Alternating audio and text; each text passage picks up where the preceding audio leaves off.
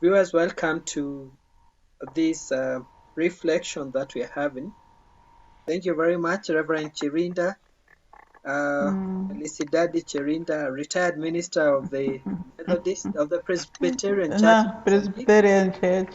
Yes, and Solomon Gishira, the acting general secretary of Pembizo Christian Council here. Pembizo Christian Council is a partner of United Church of Canada, working in the East Africa and Middle East region. Our reflection that we've been asked to look at is about bold discipleship.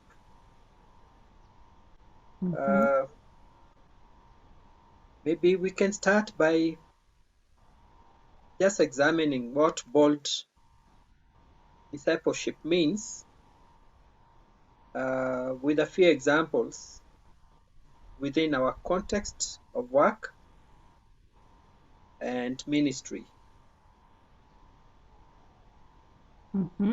Maybe I can start from where I'm sitting. It's quite a difficult question to answer. But I think when we think about bold discipleship, we think about the grace to discern what Jesus Christ would do regarding a given issue or circumstances, and actually finding the courage to do that which you've designed that Christ would have done. In itself, it will be a prophetic ministry, and prophetic ministry in itself is a bold ministry. It's about a relentless pursuit of that which very many people would find difficult to engage in, yet you find yourself you're having a burden for it. I would think about taking God's messages to the kings, maybe as well as the masses. And when you talk about taking the message to the kings, I think about Prophet Samuel and his confrontation with King Saul after he offered a sacrifice. That act itself is bold. It is daring. Prophet Samuel could not keep to himself. He had to find himself communicating. He couldn't keep it because it was important and it had to reach its destination. And so Paul would call it boldly speaking in the name of the Lord. And so I think this is what bold discipleship would bring to my mind immediately as I reflect about it. I don't know, Reverend, what you would think about this issue.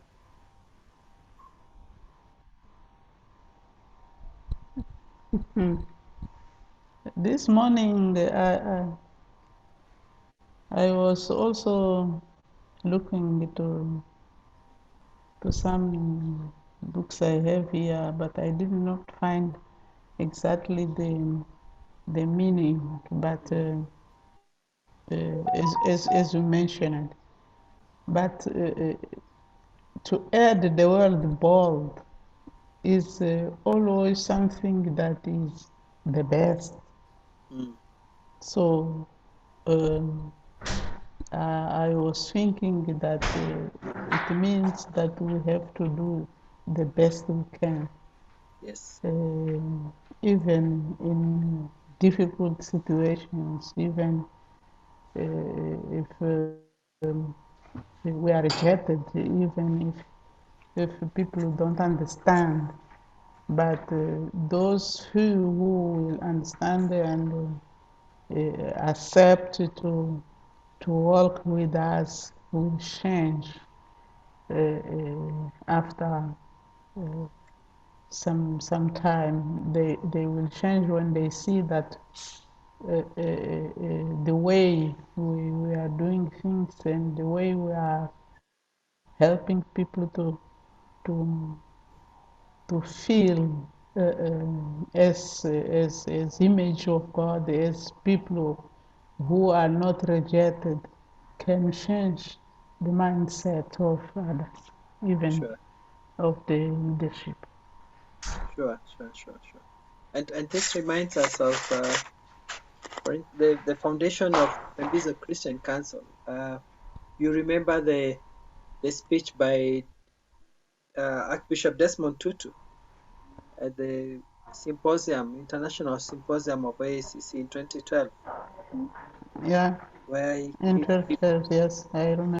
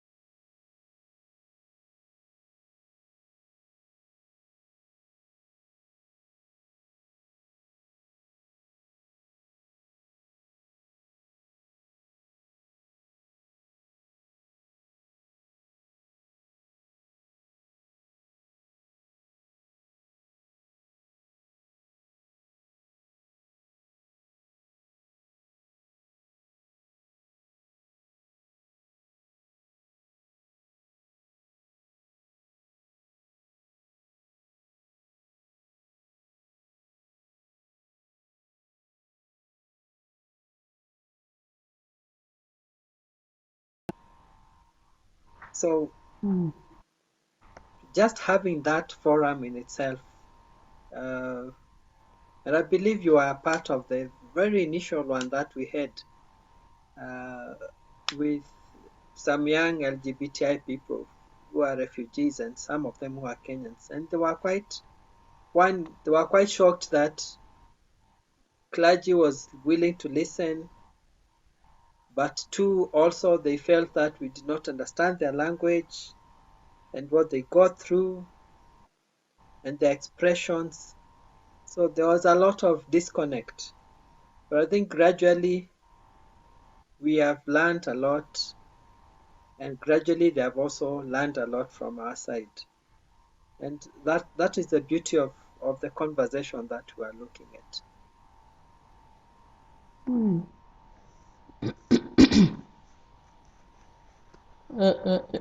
It's true that Jesus told us that our that it will not be easy, Yes, yes, yes. and there will be people who want to believe, who will not want to hear what we are saying, but we have to persevere. So perseverance is all we can do. Yes, yes. So great, and thank you so much for that. Now, I don't know, within that, within the bold discipleship ministry, uh, we have been asked to identify the gifts that would uh, make this discipleship possible, as well as reflect on the risks and challenges involved. So the gifts The of gift that will make you what? bold discipleship Mm-hmm. and a reflection on the risks and challenges involved. So if I may Mm. take the lead, regarding the gifts, I would say the greatest gift that we are finding here is the gift of grace. Um, God's favor being abundant enough for you to have to have the burden of what other people go through, because me and you are not LGBT, we are just allies. And so we it Mm. God's grace comes into play in helping us uh, to be able to put ourselves in the shoes of the people who we are we are advocating for. Uh, I would say also another gift is the gift of discernment. The gift of Mm. being able to discern the deep love that breaks the barrier of prejudice and judgment. Because the line is so thin between uh, being able to love and hate here. And so that discernment that gives you that love to be able to embrace and reach out in itself is, I look at it as a Mm-hmm. gift. But also there is the piety of thought, the ability to question things and interrogate them to understand. Mm. I'm looking at that also as another gift that that becomes quite helpful in this ministry, because You just don't take things for what they are. You need to think through, you need to reflect, you need to question some of the things that happen. I mean, and that is what Bishop Tutu was trying to do during that conference, questioning. Conference. Yeah, the norm, the structure, the values that we have come to embrace. That idea of confining God to a certain area of our comfort, to be able to that to be able to question that and interrogate it, I think in itself is a gift that really aids in this type of a ministry. But there is also fortitude, uh, the courage to bear pain, or the courage to pass to continue pursuing something within difficulties. And I think this fortitude is mostly brought about by hope that we know a better world is possible. That when you keep seeing somebody going through suffering, you want them to overcome that and to experience the best that life can Great. present. And so that makes you really want to stay in there, hang on, and keep on pursuing this that you think one day it's possible to achieve. I would think that is what comes to my mind immediately as I reflect around this. As we started, ideas will come Yes, sure. because God works where things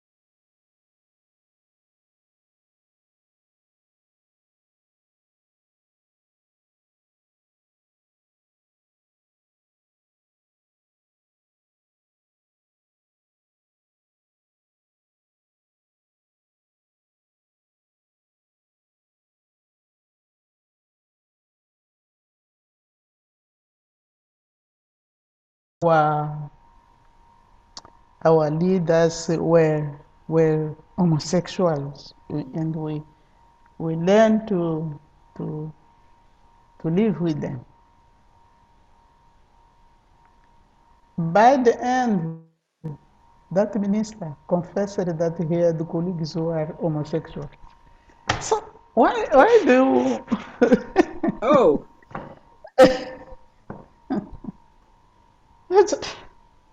why are you treating people like this? Hmm. We have to learn to live together because we will die as fool if we don't learn to live together and to worship our God together. yes. So this brought a big change in the church. Wow. Thank you. Mm. Just because of that bold decision of questioning.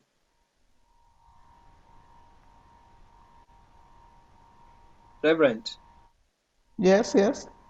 just because of that bold decision you made to question, it brought a lot of Mm, changes. but yes, Wow, but, wow, wow. Thank you for sharing that. Yeah, and it's true. There are so many experiences out here that people do not really. They interpretations have been uh, done to suit one's interest. yeah, it's true. Yeah, and and It's true. and that's quite unfortunate. And that is why it is important for uh, at the beginning we at Pembizo thought that the theological reflections would be important even for people in theological seminaries and colleges around uh, issues of sexuality. And maybe that is something we need to refocus on again around theological formation and issues of sexuality, because that is Yes, where misleading comes in. and if we can speak about sexual abuse to to to children, to young people in school age, you find that the church is silent.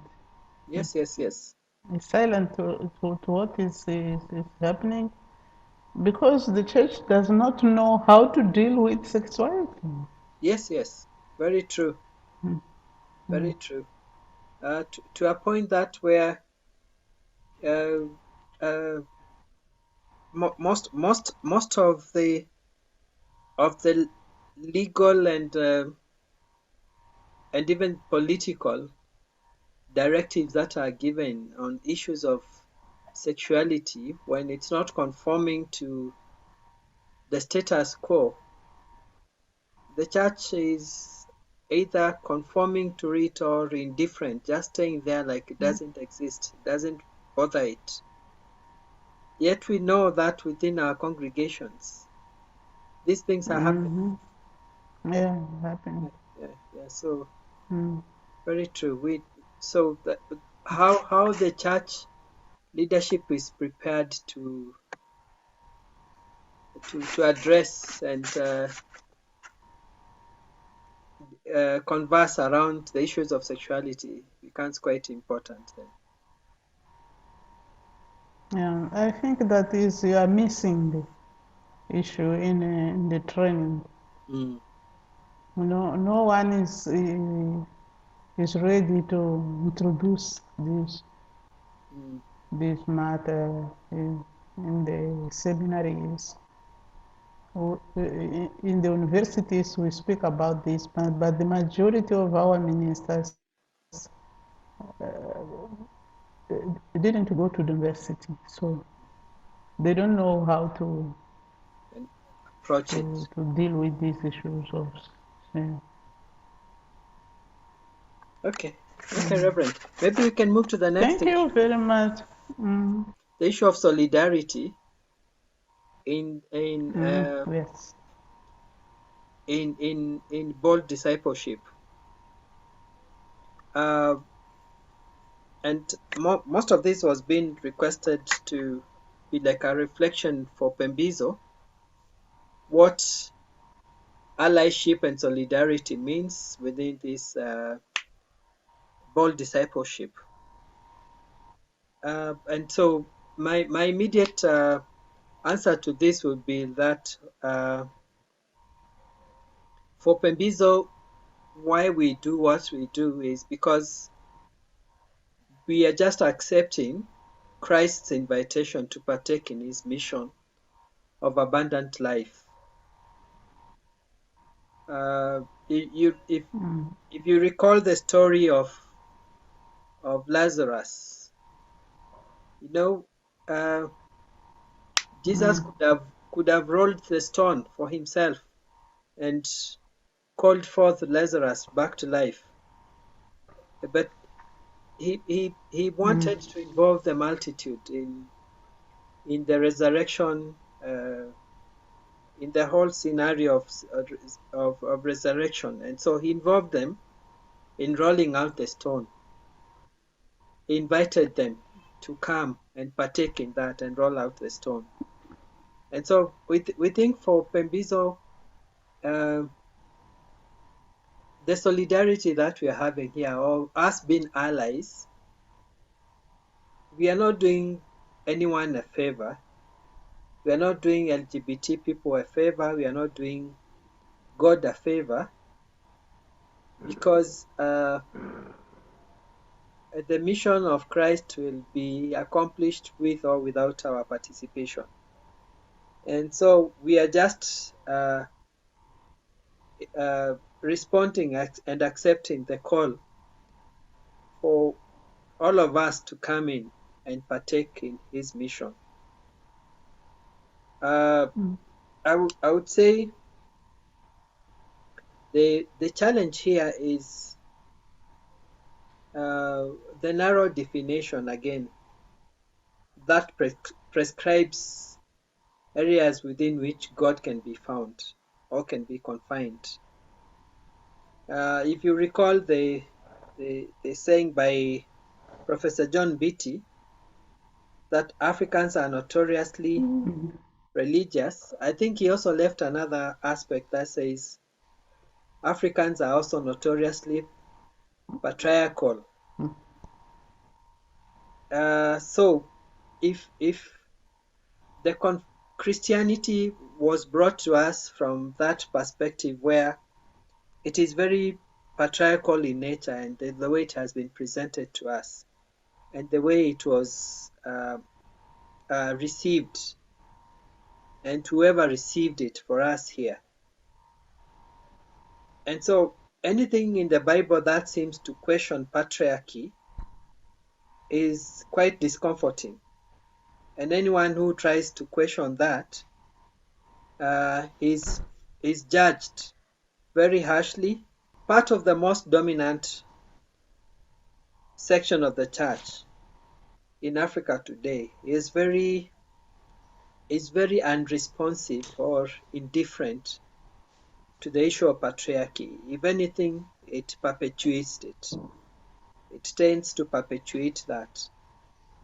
So we are our solidarity with LGBTI people, saving love and grace to others. And this time is not even the LGBTI, it's the people within the structures, the religious structures, who are really enslaved here to a point of becoming judgmental. The other issue is how we engage, how Pembizo engages in the bold discipleship. I think this is the last issue.